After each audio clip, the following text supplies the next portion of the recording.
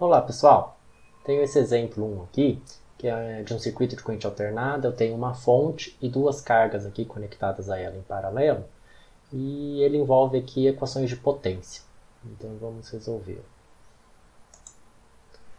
A gente pode perceber aqui que são três valores dados, né? Eu tenho aqui a tensão, a função senoidal de tensão, eu tenho a potência complexa da carga A e tenho a impedância na forma polar da carga B, certo? A primeira pergunta do item A eu quero saber qual que é a potência fornecida pela fonte.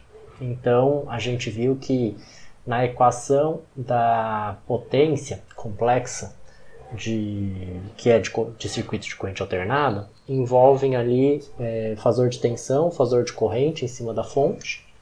E aí, nesse caso aqui, se a gente analisar essa fonte aqui do lado esquerdo, a gente percebe que a tensão, né, por ser uma fonte independente de tensão, a tensão já é determinada, o que a gente precisa saber é a corrente. Então, a estratégia ali para a gente resolver é encontrar a corrente. Então, vou pôr aqui, ó, item A, a solução do item A. A ideia é encontrar essa corrente aqui da fonte, certo? Essa corrente aqui da fonte. Ou IS, vamos escrever IS. Para isso eu posso, então, encontrar a corrente da carga A e a corrente que vai para a carga B, certo? Então vamos encontrar IA e B. A partir de A e B, a gente aplica uma lei de Kirchhoff de corrente nesse nó aqui e a gente chega na solução, certo? Deixa eu diminuir um pouquinho aqui. Então a gente vai ter aqui a estratégia ali, vou pôr aqui, ilustrar só a estratégia. Então, o primeiro passo é calcular, então, a corrente IA e B. Aí, um segundo momento, a gente aplica a lei de Kirchhoff de corrente para encontrar a corrente IS. E no terceiro, a gente aplica a própria equação de potência complexa sobre a fonte, certo? Vamos analisar ali primeiro a carga A.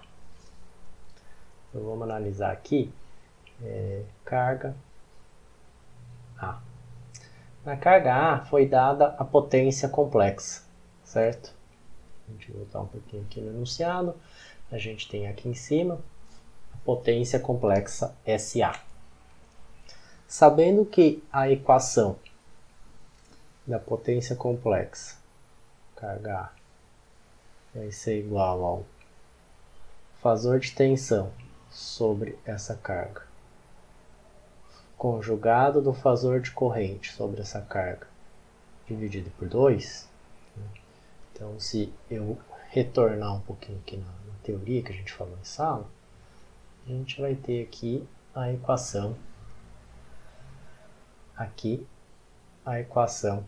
que eu acabei de citar lá embaixo, certo? Então, sabendo dessa equação e também sabendo da tensão sobre a carga A e a carga B, então essa tensão aqui a gente obtém ela a partir dessa função aqui senoidal, domínio do tempo. Então é aquela transformação do domínio do tempo para o domínio da frequência. A gente fica com uma magnitude de 24 e uma fase de 30 graus, certo? 30 graus volts. Então, retomando aqui na nossa equação de potência, a gente teria a tensão de 24, ângulo 30 graus. A nossa corrente é o valor desconhecido, conjugado da corrente A. E a gente tem tudo isso aqui dividido por 2, né?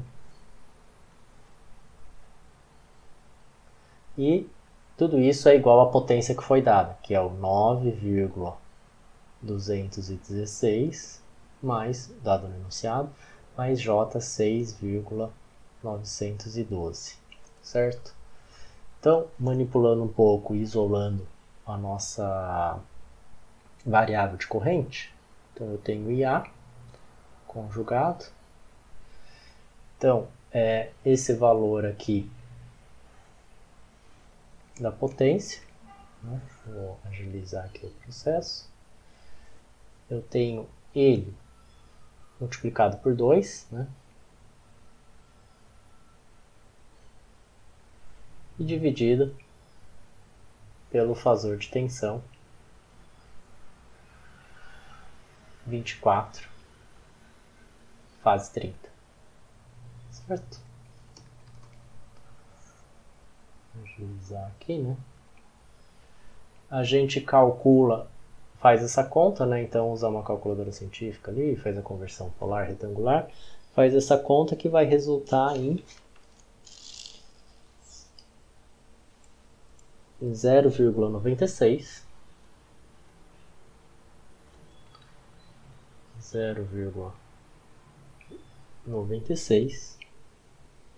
fase 6,87 graus. Certo? Aí a única coisa que falta aqui é esse conjugado, né? Então eu vou escrever aqui corrente A. Desculpa aqui que eu esqueci de colocar a notação aqui de número de fasor, de número complexo, né? Então, passando aí o operador do conjugado, a gente tem que então que a fase é menos 6,87 graus ampere. Certo? Corrente da fase A. Então agora eu vou seguir aqui meu plano, né? Minha ideia de solução ali, e vamos analisar a carga B agora. Na carga B foi dada a impedância, né? Se a gente olhar ali no enunciado, foi dada a impedância da carga B. Eu tenho aqui a impedância da carga B. E eu tenho a tensão da fonte, então só aplicar uma lei de Ohm que a gente consegue então resolver a incógnita B. Então eu tenho a tensão, que é igual sobre todas as duas cargas, igual à impedância B, multiplicado ali pela corrente, fator de corrente B. Certo? Tensão igual a impedância vezes corrente. Ou seja, corrente B vai ser igual a tensão, que vai ser aquele 24 ângulo 30, aqui em cima, né? 24 magnitude, fase 30.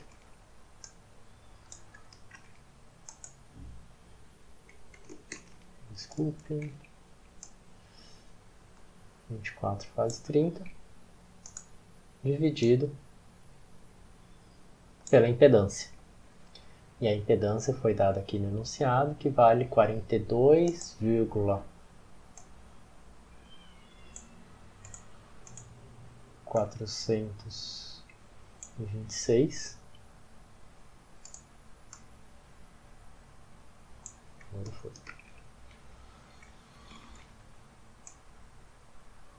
Fase 45 graus. Pintar ela de azul, né? Certo? Então essa conta que a gente vai fazer.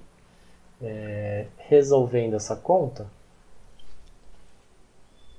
já está mais simples aí, a gente vai ficar com 0,566 fase menos 15 graus.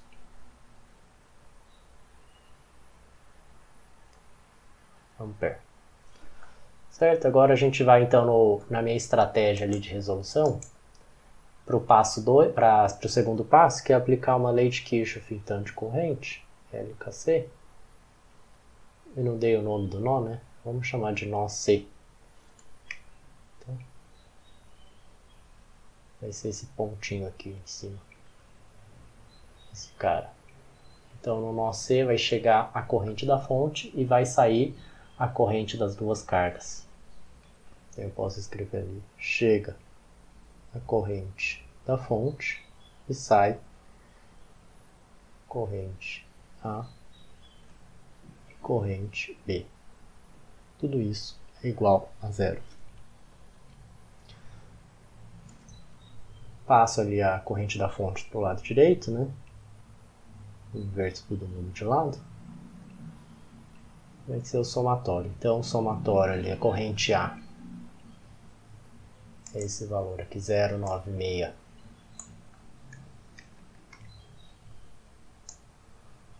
Esse valor aqui, somado pela corrente B. Então a gente, para fazer soma de números complexos, né, ou a gente usa calculador aí, ou algum software aí que já resolve isso, senão a gente passa para retangular, faz a soma e chega no valor final então da corrente da fonte. Fazendo essa conta, resulta em 1,52 fase menos 9,88 graus ampere. Certo? Então, fiz o passo 2, aí agora a última etapa é aplicar então a equação em cima da fonte. A equação de potência. Então eu vou ter a potência fornecida na fonte. Então, eu só comentando sobre o fornecido, é porque ela está na convenção ativa, né? Se a gente olhar a tensão da fonte e a corrente da fonte, se a gente olhar, eles estão na convenção ativa, né? Se a gente subir aqui e olhar, a corrente... eu coloquei aqui IS, né? Eu vou colocar IF, tá? É porque eu troquei ali, enganei com o índice.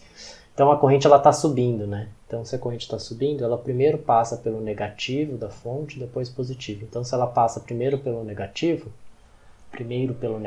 então é uma convenção ativa, certo? Então se a gente fizer ali o produto da tensão corrente dividido por 2, a gente tem a potência fornecida. Correto? Então vamos só formalizar aqui a equação. Então a gente tem o fasor da tensão, o conjugado do fasor da corrente, tudo isso dividido por 2, a gente tem a potência complexa fornecida pela fonte, certo? A tensão então é a mesma, né, que a gente está trabalhando ali desde o início, esse 24 faz 30 graus.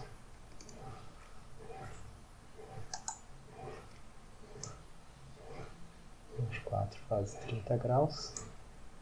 Só deslocar esse comentário aqui. Eu vou ter a corrente 1,52 ângulo menos 9 graus. Aí o que acontece? A gente tem o conjugado, né? Então, por conta do conjugado, esse ângulo aqui troca de sinal. Então, ele era menos, ele fica positivo. Tá? Eu divido todo mundo aqui. Deixa eu passar para o azul. Eu coloquei em vermelho ali só para dar o destaque, tá? Divido todo mundo aqui por 2, né? E aí, então, fazendo as contas, a gente chega numa potência de 18,27 e uma fase de 39,88 graus.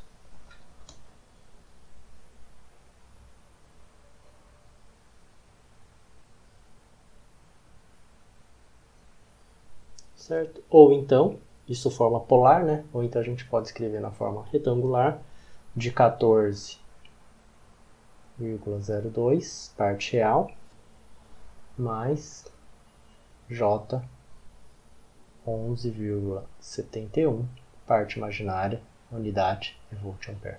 Certo? Então temos aqui a resposta do item A. O item B, ele pedia então a impedância vista pela fonte, né?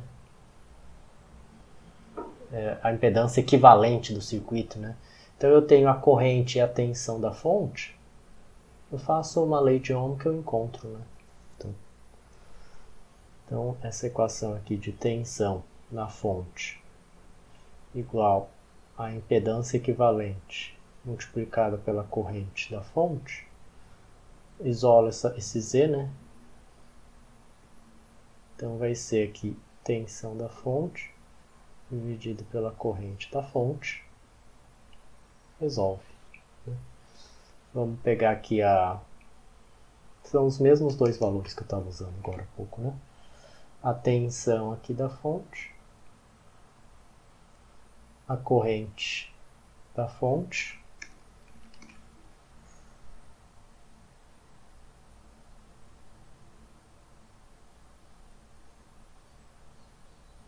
só deslocar um pouquinho.